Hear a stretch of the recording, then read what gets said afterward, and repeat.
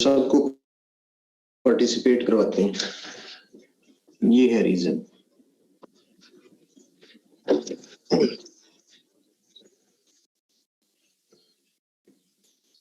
Interest ले रहा हूं ना, गलती ये कर रहा हूं कि तुम लोगों की एजुकेशन में इंटरेस्ट ले रहा हूं। आपको चाहिए ऐसे लोग चाहिए जो बस फीसें इकट्ठी करें और चलो भाई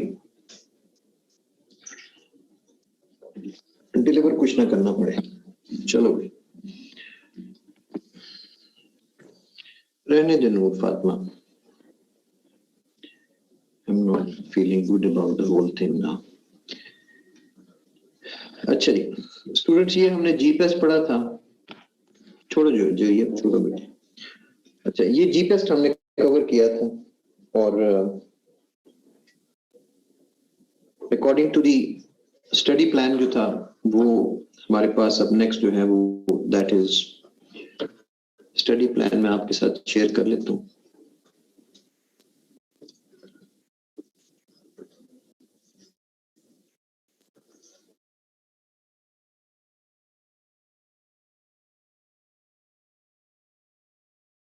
कर ली, कवर कर ली। अब हमने थीसिस स्टेटमेंट पढ़नी है। आउटलाइन राइटिंग आपने ऑलरेडी की हुई है। अब स्टूडेंट्स आपका काम ये है बेसिकली कि जो आउटलाइन आपने लिखी हुई है वो उसके ऊपर जीपीएस अप्लाई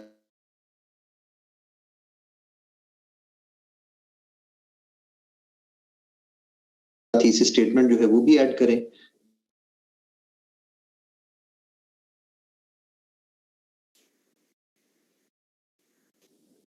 टेन इंडिकेटर्स फिर किसी दिन होंगे, वो सारा कुछ इकट्ठा नहीं पढ़ा जाता कभी भी। जीपीएस एक दिन पढ़ेंगे, 10 एफआईआरई लास्ट लेक्चर एब्स्ट्रैक्ट के साथ होगा और 10 इंडिकेटर्स अलग से होगा।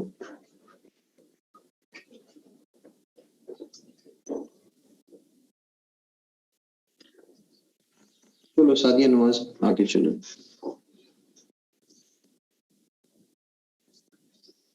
थीसिस स्टेटमेंट, थीसिस स्टेटमेंट के बारे में काफी सारी कॉन्फ्लिक्टिंग व्यूज यहाँ पे जो है वो पाई जाती हैं और कमाल ये है कि thesis statement basically is an integral part of the essay. Integral part, इसके बगैर एसे कंप्लीट ही नहीं होती। और यहाँ पे माशाल्लाह मैंने देखा है इस्लामाबाद में ऐसे ऐसे टीचर्स पाए जाते हैं जो सिरे से कहते हैं जी थीसिस स्टेटमेंट की तो जरूरत ही कोई नहीं है, थीसिस स्टेटमेंट की तो लिखने की जरूरत ही कोई नहीं, ना लिखो वरना एग्जामिनर तुम्हें शुरू में फेल कर देगा। क्यों? मुझे सिर्फ गलत ही लिखनी आती है, मुझे सही लिखनी नहीं आती। बाज़े तो इवन ऐसे भी सीएसपीज देखे हैं मैंने जो बकायदा यूट्यूब के ऊपर वीडियोस मौजूद हैं जो कहते हैं आउटलाइन ही ना लिखें। उनके हिसाब से तो हम जो कुछ भी पढ़ा रहे हैं वो सारे का सारे बेकार है। तो एग्जामिनर को फिर क्यों एग्जामिनर लिखता है कि जी थीसिस स्टेटमेंट की भी हमें जरूरत है। Thesis statement is an integral part of the essay. इस तरह तो ऐसे भी ना लिखें ना, आउटलाइन भी ना लिखें, कुछ भी ना करें। हर चीज में मैंने देखा है यूट्यूब के ऊपर पाकिस्तान में स्टूडेंट्स भी शॉर्टकट लगाने में खुश और टीचर्स शॉर्टकट करवाने में अपने नंबर बना रहे हैं पॉपुलर होने के चक्कर में। Result zero, result failure. अब जो साहब कहते हैं, जो टीचर्स कहते हैं कि थीसिस स्टेटमेंट ना लिखो, फेल उसने होना है कि आपने होना है? जी शॉर्टकट वाले पे वीडियोस व्यूज ज्यादा होते हैं। हर व्यूज के पीछे तो नहीं पड़ता, मैं उस गेम में सिरे से हुई नहीं कि व्यूज के चक्कर में। For me being popular is not an issue. I don't want to be popular, that is never my target. इस मुल्क में पॉपुलर होने के लिए इंसान का कम पढ़ा लिखा होना जरूरी है, बल्कि जाहिल हो तो वो ज्यादा जल्दी पॉपुलर होगा। So being popular is not my aim. My aim is to be successful. And my success is you people. अगर तुम लोग सीख जाओ, that is my success. This is what drives me. This is why I teach. That's all. इसलिए thesis statement जो है ये लाजमी हिस्सा है इसका। आखिर हम क्यों डरते हैं इससे, क्यों हमारे लोग क्यों कहते हैं थीसिस स्टेटमेंट ना लिखो? इसलिए कि उनको लिखवानी नहीं आती। It's not very difficult, it's very simple. Examiner को ऐसे स्टार्ट करने से पहले जो है वो बताना होता है शुरू में कि आप इस टॉपिक को किस तरीके से लेके चलेंगे। ये वन लाइनर भी नहीं है, बाज लोगों ने इसको ज्यादा ही इजी करने के चक्कर में इसको वन लाइनर बना दिया हुआ है। छोटी कोई ऐसे हो तो उसके सिलसिले में वन लाइनर चलो शायद बन सकता है, लेकिन इतनी बड़ी ऐसे जब तक इसकी ब्रेनस्टॉर्मिंग माइंड मैपिंग ना की जाए उस वक्त तक इसकी समझ नहीं आती कि इसका सिरा जो है वो किधर से पकड़ना है। So that is why by definition first of all thesis statement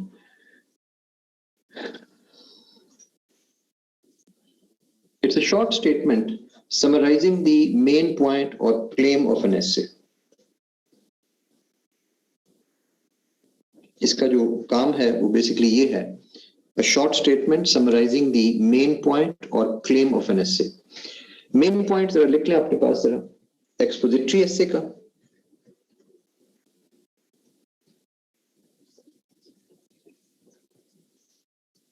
और claim of an essay argumentative essay का।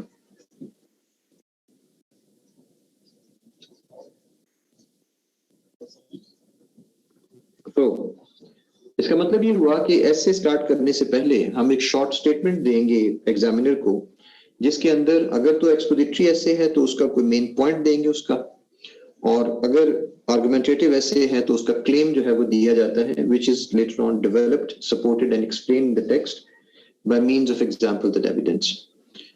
पूरी ऐसे जो है वो फिर बाद में उसी पैटर्न पे चलती है जो पैटर्न हम आउटलाइन में, जो हम थीसिस स्टेटमेंट में जो दिखा देते हैं कि ये ऐसे बेसिकली किस तरीके से चलेगी।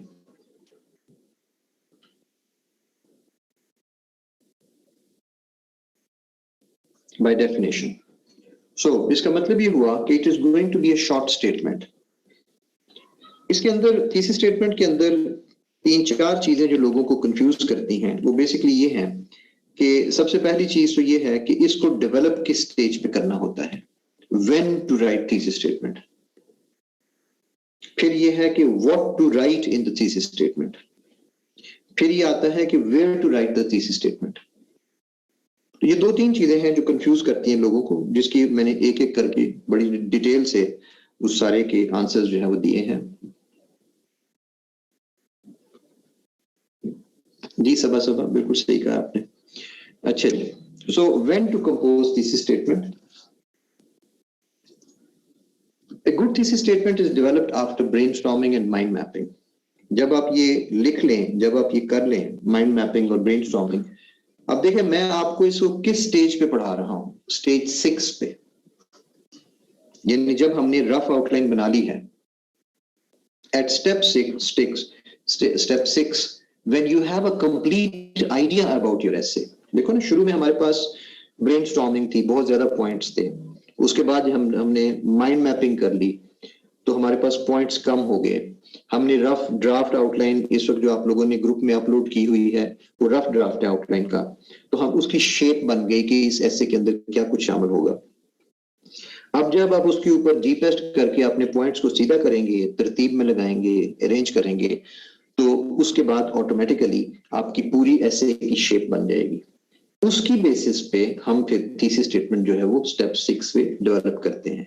थीसिस स्टेटमेंट जब लिखी जाती है तो उसके बारे में ख्याल रखें कि इट शुड बी डायरेक्ट, कोई मतलब इसकी लैंग्वेज ज्यादा पेचीदा नहीं होनी चाहिए, and simple bye avoiding lengthy definitions and winding sentences. आमतौर पे लोग 7-7, 8-8 लाइनों का एक एक सेंटेंस लिख जाते हैं थीसिस स्टेटमेंट में। नहीं, इतना लंबा जो है वो थीसिस स्टेटमेंट के वो एक एक सेंटेंस नहीं होना चाहिए, इतना पेचीदा ना लिखें, लंबी लंबी डेफिनेशन डाली होती है। नहीं, थीसिस स्टेटमेंट की लेंथ देखो ना, 35 to 45 वर्ड्स है सिर्फ। तो इतने वर्ड्स के अंदर क्या हम डेफिनेशंस भी डालेंगे और उसके बाद हम जो है वो फालतू चीजें भी नहीं।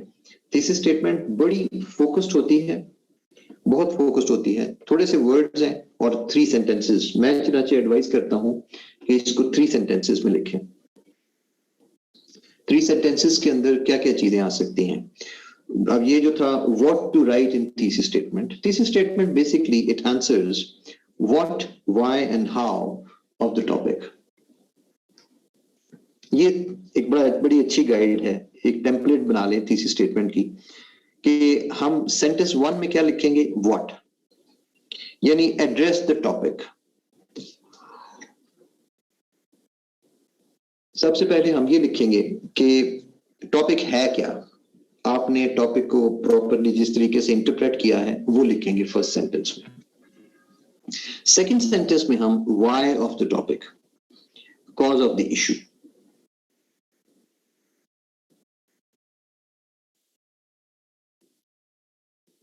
ये टॉपिक इंपॉर्टेंट क्या है, क्यों है, सिग्निफिकेंट क्यों है।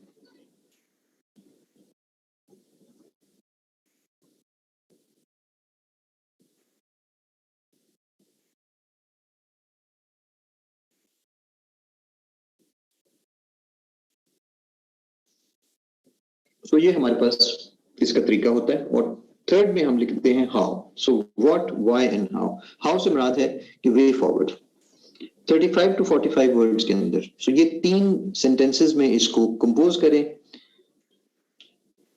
आराम से एक एक सेंटेंस के ऊपर फोकस करें और बस तीसरी स्टेटमेंट जो है वो बन जाती है ऑटोमेटिकली। कोई अपने आप को मुश्किल में डालने की जरूरत नहीं है कि लंबे चौड़े के जनाब पेचीदा किस्म की उसके अंदर जो है वो हम सेंटेंसेस डालें और ये और वो सारा कुछ, नथिंग लाइक दैट।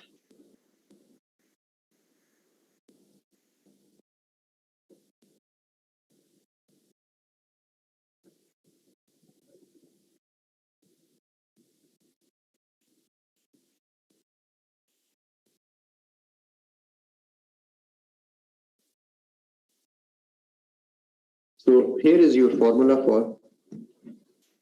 अब देख लें, हर चीज को बड़ा सिंपल करके एक एक स्टेप करके आपके सामने बना दिया है ऐसे का। अब इसके अंदर कोई चीज पेचीदा रह नहीं गई कि मतलब तीसरी स्टेटमेंट कैसे लिखनी है। ले दे के 3 सेंटेंसेस हैं बस, कोई इसके अंदर ज्यादा साइंस नहीं है। पहले टॉपिक में बताओ कि भाई ये है क्या पहले सेंटेंस में, दूसरे में बताओ कि ये टॉपिक इंपॉर्टेंट क्यों है। ये बड़ा लाजमी होता है कि एग्जामिनर को ये एक्सप्रेस करना कि आपको समझ भी आई है ऐसे की टॉपिक की या नहीं आई। ये जो लोग कहते हैं कि भाई शुरू में थीसिस स्टेटमेंट ना लिखो, अगर तुम्हारी थीसिस स्टेटमेंट गलत है तो वो शुरू में तुम्हें उड़ा के रख देगा। भाई अगर मेरी थीसिस स्टेटमेंट गलत है तो थीसिस स्टेटमेंट गलत कब होगी, जब मुझे टॉपिक की समझ नहीं आई। तो जब टॉपिक की समझ नहीं आई तो क्या एग्जामिनर को आउटलाइन से नहीं पता चलेगा कि मैं गलत जा रहा हूं? क्या आगे चल के इंट्रोडक्शन से नहीं पता चलेगा? क्या ऐसे पढ़ के नहीं पता चलेगा कि मैं गलत जा रहा हूं? आखिर कितनी देर तक बंदा अपनी जो है वो गलत चला हुआ चीज जो है उसको अवॉइड कर लेंगे। लेकिन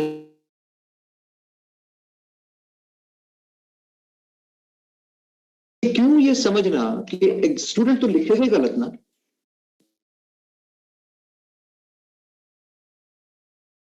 लिखनी ही गलत है, ये मुझे नहीं समझ आती। भाई स्टूडेंट को सीधी चीज सिखाओ लिखनी तो वो लिखेगा, सीधा लिखेगा। अगर उसको उल्टा लिखेंगे, अब मुझे अगर पढ़ाना नहीं आता, अगर मुझे थीसिस स्टेटमेंट लिखवानी नहीं आती तो जाहिर है तुम लोग भी गलत लिखोगे। अगर ये कहना कि जी तुम तो गलत ही लिखोगे तो मैं अपनी गलती असल में एडमिट कर रहा हूं कि भाई मैंने पढ़ाई गलत है तुम्हें। इसलिए मुझसे ना ये बुजदिलाना एटीट्यूड बर्दाश्त नहीं होता कभी भी। कम से कम सीएसएस ऐसी जगह नहीं है। ये जब लोग कहते हैं ना जी सेफ कौन सी जगह है, जनाब अगर आपने सेफ खेलना था तो आप गलत जगह पे बैठे हुए हैं। ये सीएसएस जमाना ये है कंपटीशन। यहाँ पे लोग आते हैं जिनका दिल गुर्दा जरा मजबूत हो, और अगर आप आए हैं ना सेफ खेलने के लिए मिसबाउल हक की तरह, तो आप 96 पे आखिरी उसमें नॉट आउट रह जाएंगे, बाकी सारे बंदे आउट हो जाएंगे आपके साथ। You will be left with nothing. चनाची ये सेफ वालों की जगह नहीं है, ये है बोल्ड लोगों की। हाँ भाई ऐसे के अंदर क्या चीज मुश्किल है, ये चीज सीखा हम सीखते हैं, एक एक करके हम हर चीज जो है वो सीखते हैं। ये है वो स्पिरिट जिसके साथ सीएसएस होता है, डर डर के नहीं होता। ये पिछले 2 टेस्ट देख लिए ना, डिफेंसिव टेक्निक, आखिर में क्या निकला सीरीज के आखिर में? डिफेंस। मुझे डिफेंड करो, तुम लोग तो जीत ही नहीं सकते इनसे ना। विकेट ऐसी बना दो कि बस ये उसके ऊपर वो उनके बॉलर चल ही ना सके। यार तुम्हारे पास क्या फास्ट बॉलर्स नहीं है? ये डिफेंसिव टेक्निक पाकिस्तान को हर जगह तंग करती है। ये मेंटेलिटी है, ये मेंटेलिटी है कि हम पास तो हो नहीं सकते सर, तो फिर हम देखते हैं कि फेल होने से कैसे बचना है। सॉरी यार, फिर मैं तो कम से कम इस तरह का बंदा नहीं हूं। मैं तो हूं एग्रेसिव किस्म का। कंपीट करना है तो फिर बस कंपीट करना है, फिर हमें आगे पीछे की कोई होश नहीं है बस। ये फिर जो लोग मेरे साथ इस माइंडसेट के मेरे साथ शामिल हो जाते हैं, वो फिर वो भी कामयाब भी होते हैं, पढ़ाकर आगे जाते हैं। अब ये देख लो पिछले स्टूडेंट जो कामयाब हुए हैं, हर इंटरव्यू में वो एक ही चीज कहते नजर आते हैं कि नोआ में हमारा माइंडसेट ऐसा बना दिया गया था कि हमें स्वाय कंपटीशन के और हर जगह सक्सीड करने के, हमें जिंदगी में और किसी चीज की समझ ही नहीं थी आती। लेकिन शॉर्टकट्स हर जगह शॉर्ट, बेटा ये शॉर्टकट वाली जगह नहीं है। यूनिवर्सिटी थी, वहां पे तुम कमाल करके आगे हो। यूनिवर्सिटी में शॉर्टकट्स चलते थे, वहां पे आप करके आगे हैं। आप आए हो जॉब लेने के लिए, ये शॉर्टकट वाला जॉब नहीं है। Try somewhere else, learn it. कितनी मुश्किल चीज है, अल्लाह देता मुझे बताओ यार, कितनी मुश्किल चीज है थीसिस स्टेटमेंट। 3 सेंटेंसेस हैं और हम इससे ऐसे डरते हैं कि हमारी काम पे टांगरी होती है। थीसिस स्टेटमेंट का नाम लोगों की जो है वो काम पे टांगने लग जाती है।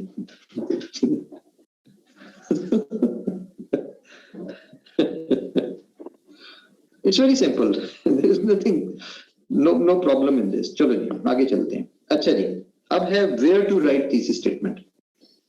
इसको लिखना कहां पे है? ठीक है, लिखना कहां पे? मैं इसको क्लियर कर दूं, ये काफी सारे लोगों को मुश्किल पेश आती है कि थीसिस स्टेटमेंट जो है वो कहां लिखनी है। 2 दफा लिखनी होती है, एक दफा आउटलाइन में और एक दफा इंट्रोडक्शन पैराग्राफ में। एक दफा आउटलाइन में लिखेंगे और एक दफा इंट्रोडक्शन पैराग्राफ में।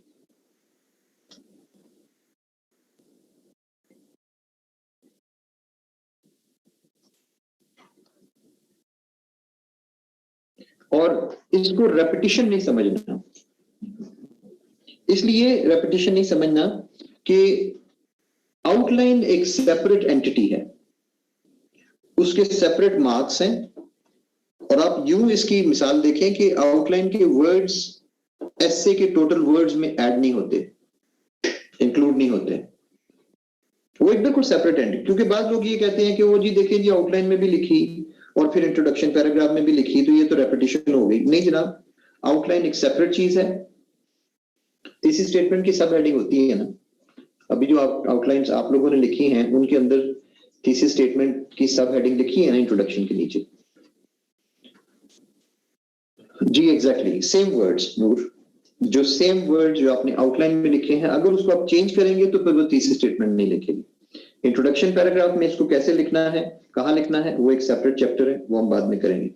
सो एज अ सब heading thesis statement is not numbered in the outline. सब हेडिंग सखावत अली, सब हेडिंग आप जरा देखें ना, अपनी आउटलाइन देखें, जो आउटलाइन आपने लिखी है उसके अंदर हमने लिखा था ना इंट्रोडक्शन के नीचे सब हेडिंग लिखी थी ना थीसिस स्टेटमेंट की।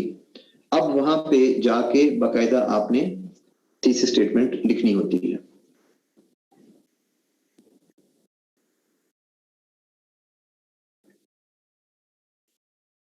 चलें जी नेक्स्ट, अब मैं आपको कुछ सैंपल जरा दिखा दूं इसके कि थीसिस स्टेटमेंट की कुछ, मसलन ये टॉपिक है boosting agriculture and its effect on Pakistan economy. पहले जरा टॉपिक को समझ लें। बूस्टिंग एग्रीकल्चर, जब भी आईएनजी आ रहा होता है तो इसका मतलब रहा है रही है नहीं है। बूस्टिंग एग्रीकल्चर ना ने नी जेरन है, एग्रीकल्चर को बूस्ट करना।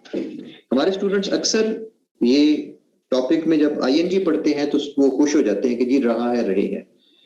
जैसे लोगों ने गलती की थी प्रमोटिंग टूरिज्म, तो प्रमोटिंग टूरिज्म के अंदर प्रमोट हो रहा है, नहीं जी प्रमोट नहीं हो रहा, अगर टूरिज्म को प्रमोट किया जाए। इसी तरीके से यहां पे भी बात हो रही है बूस्टिंग एग्रीकल्चर, यानी अगर एग्रीकल्चर को बूस्ट किया जाए एंड इट्स इफेक्ट ऑन। अच्छा स्टूडेंट्स, सर मुझे बताइएगा बूस्ट किसको किया जाता है? बूस्टिंग, बूस्ट किस चीज को किया जाता है?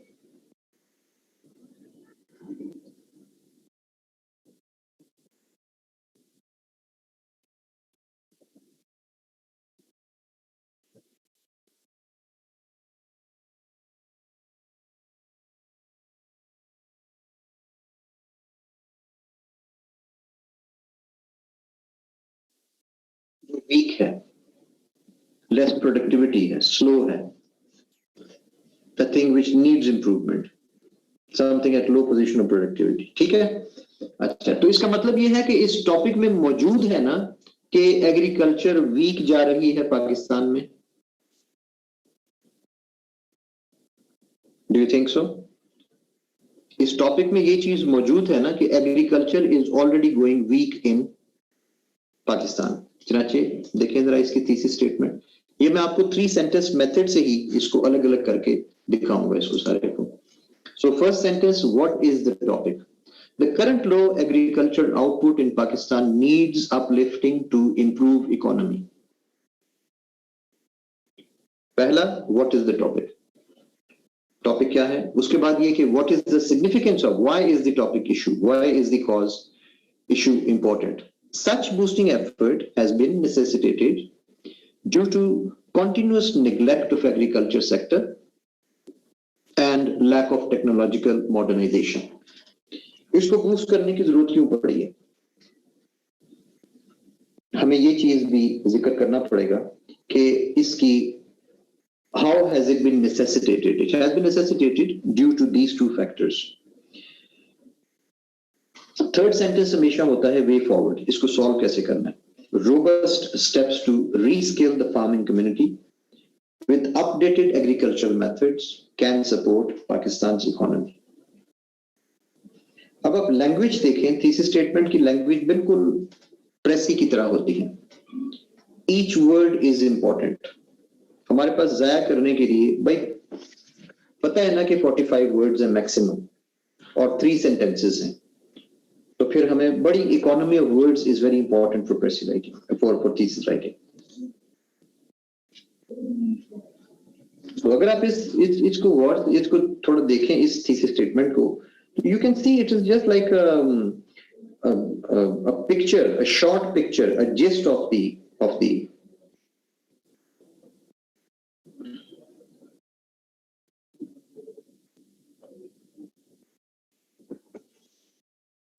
बिल्कुल ऐसे लगता है ना जैसे पूरी ऐसे बिल्कुल शॉर्ट फॉर्म में जो है वो दी हो यहाँ पे। ओके, आगे चले। ये वाला टॉपिक हम कर रहे हैं इस वक्त, higher education in Pakistan, ills and remedies. ये शायद मैं ओवरव्यू तो नहीं कहूंगा, थीसिस स्टेटमेंट ओवरव्यू तो नहीं होता, लेकिन ये कि किसी हद तक आप लगता उसी तरीके से है, लेकिन इसको बनाने का तरीका क्या है? 3 sentences, what, why and how. अब इसके अंदर क्या था? What, in Pakistan higher education is strewn with several ills currently which need remedies. Higher education is strewn with several ills currently which need remedies. अब टॉपिक इंपॉर्टेंट क्यों है? These problems have rendered higher education ineffective to a great extent. बहुत हद तक ineffective, education ineffective हो गई है इन problems की वजह से। टॉपिक की इंपॉर्टेंस क्या है? ये इंपॉर्टेंस है। However, by applying stern preventive measures, its effectiveness can be restored. और अगर हम यहाँ पे स्टर्न प्रिवेंटिव मेजर्स लगाएंगे, preventive measures, it's effectiveness can be, हम ये नहीं कह रहे कि एजुकेशन, हायर एजुकेशन को ठीक करना है, इसकी जो इफेक्टिवनेस लूज हो गई है, that is what we need to restore. See, the thesis statement is very specific, इसका कोई वर्ड लूज नहीं है या कहना कि जी बस नहीं, every word points toward something, it has a purpose, it has a meaning.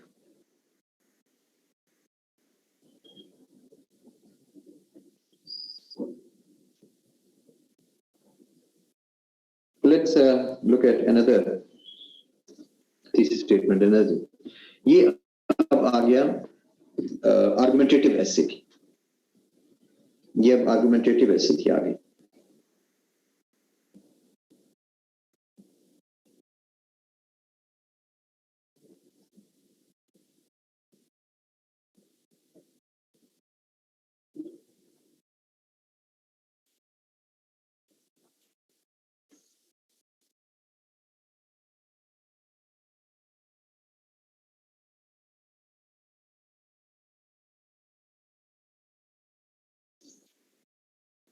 Ji students, आपके ख्याल में कौन सी साइड आप लेंगे उसमें?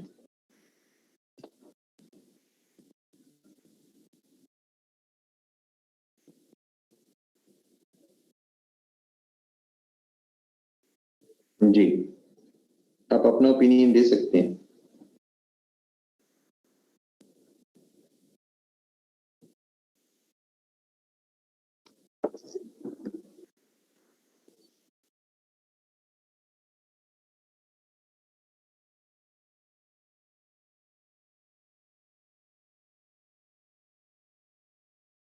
इंटरनल और एक्सटर्नल, ओके। आप कोई भी साइड ले सकते हैं, ठीक है।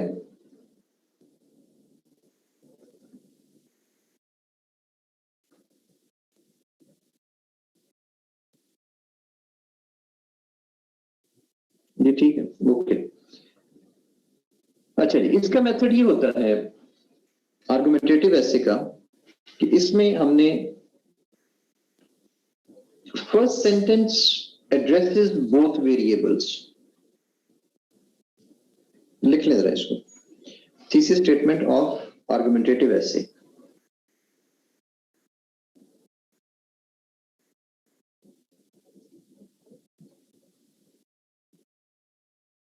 जी अब्दुल्ला, ठीक है। तो first sentence addresses both variables, second sentence shows the writer's stance. Second sentence indicates कर लें, second sentence indicates the writer's stance.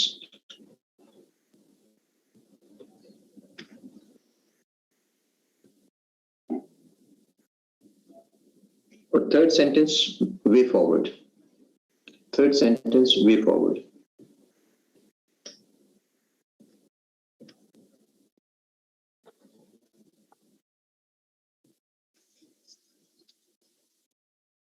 So here we are. ये चनाचे अब मैं थीसिस स्टेटमेंट आपको इसकी दिखाता हूं कि फर्स्ट सेंटेंस बोथ वेरिएबल्स, अब्दा खान first sentence discuss mentioned both variables. अभी देखो एक्सटर्नल इंटरनल दोनों का जिक्र है। A nation state needs protection against both external and internal threats for its sustainability. दोनों खतरनाक हैं। Second sentence, take a stance. However, the internal threats have the potential to devour it from within. Side ले लिया आपने, अब examiner को पता चल गया आपके थीसिस स्टेटमेंट पे कि आपकी साइड कौन सी है। और उसके बाद way forward, Pakistan is facing various external threats too, but minimising the internal ones can help overcome the national level risks. So हमने इंटरनल की साइड से जो है वे फॉरवर्ड जो है वो भी दे दिया है। तो दिस इज हाउ तीन सेंटेंसेस आपने। एक ये वाला टॉपिक था जो शुरू में आपने जब किया था, स्टार्ट में एनालाइज कर रहे थे आप पेपर्स को, तो उसके अंदर टाइप्स ऑफ एसेज में आपको इस टॉपिक में अक्सर गलती लगती थी कि ये आर्गुमेंटेटिव है या कि एक्सपोजिटरी है, क्योंकि real development should transform people's lives, examiner ने शुड कहा हुआ था, तो फिर इस तरह की स्टेटमेंट अक्सर जो है वो डिबेटेबल हो जाती है, नॉट जस्ट इकोनॉमिक स्टैटिस्टिक्स। लेकिन जब इस ऐसे को अगर जैसे कि आर्गुमेंटेटिव टॉपिक को हम पहचानते हैं कि अगर इस टॉपिक को फ्लिप करें, दूसरी साइड पे करें, तो इसका मतलब बनता है कि real development should not transform people's lives but transform only economic statistics. तो ये बताते खुद एक नेगेटिव स्टैंस बन जाता है, यानी ये टॉपिक लेवल पे फेल हो जाती है. That is why it is an expository essay. Expository essay. अब है क्या? Economic statistics are often falsely shown as indicators of real development in a country. Economic statistics के जरिए साबित करते हैं कि देखो जी मुल्क में कितनी तरक्की हुई है. However, they are mostly used as a mask to hide the ugly reality of actual development which they fail to bring about. अंदर से लोगों की तरक्की कोई नहीं हुई और उसके साथ जो है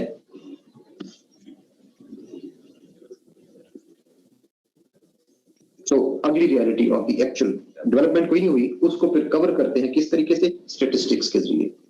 improving people's lives should be the ultimate goal as prime achievement of any government.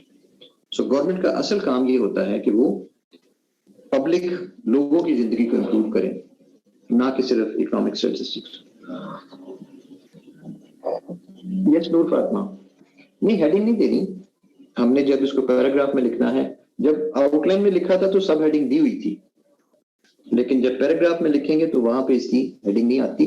वो मैं आपको नेक्स्ट लेक्चर में जब इंट्रोडक्शन पैराग्राफ सिखाऊंगा तो उसके अंदर दिखाऊंगा कि तीसरी स्टेटमेंट कैसे लिखनी है पैराग्राफ के अंदर. बस स्टूडेंट्स, आज का काम हमारा कंप्लीट हो गया.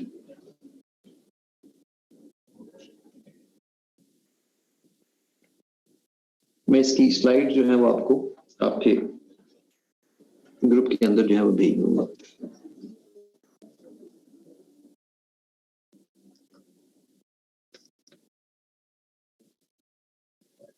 तो भाई ना व्हाट है ना, आप खान इसका जो सेकंड इसका सेंटेंस है वो व्हाट की रिप्लाई कर रहे हैं ना.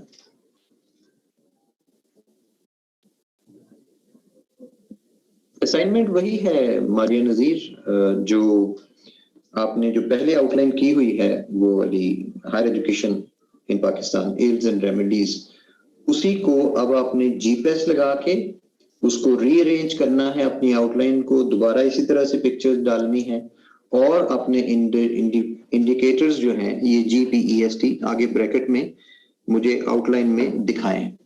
आउटलाइन में नजर आने चाहिए आपके इंडिकेटर्स मेंशन करने हैं. वो कि एग्जामिनेशन में तो नहीं करने, लेकिन हमें अभी तो कम से कम करके दिखाए नहीं.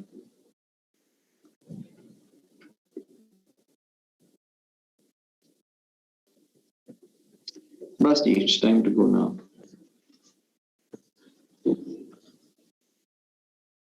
ओके स्टूडेंट्स, मैं बंद कर रहा हूँ. मैं स्लाइड्स आपको भेज देता हूँ. कोई मुझे ऐड करेगा? अब्दुल्ला यूसुफ सही बेचारा ग्रुप में शामिल नहीं है भाई, इसको ऐड कर लो. कौन है CR वगैरह? थैंक यू स्टैन बेटा, thank you very much. Okay, अल्लाह हाफिज़.